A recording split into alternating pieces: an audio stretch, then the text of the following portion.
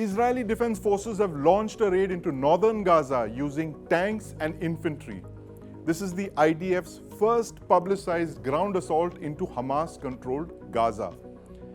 Now let's try and make sense of this video released by the IDF.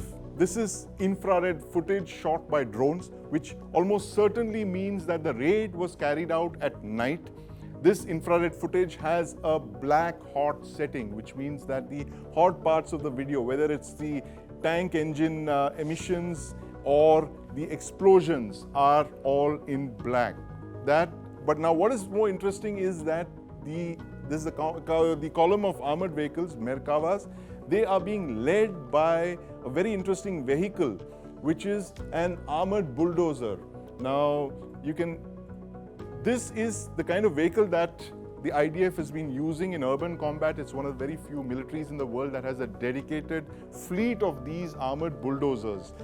It's heavily protected. As you can see, the crew cabin is bulletproof windows. It's got slatted armor to protect the crew from snipers and RPG rounds. These usually clear obstructions in urban settings, and you're going to see a lot of these armored bulldozers being used in the kind of urban combat in Gaza that we are expected to see in the days ahead. Now, the other interesting aspect of the Merkava tanks that you saw in the IR footage are these Merkava 4 tanks with what are called cope cages. Now, these cope cages are specially modified structures on top of the Merkava, which is a very heavily protected tank, but this is what protects the tank from drones that drop munitions. Now, this is a product, this kind of an innovation came out during the Ukraine-Russia war.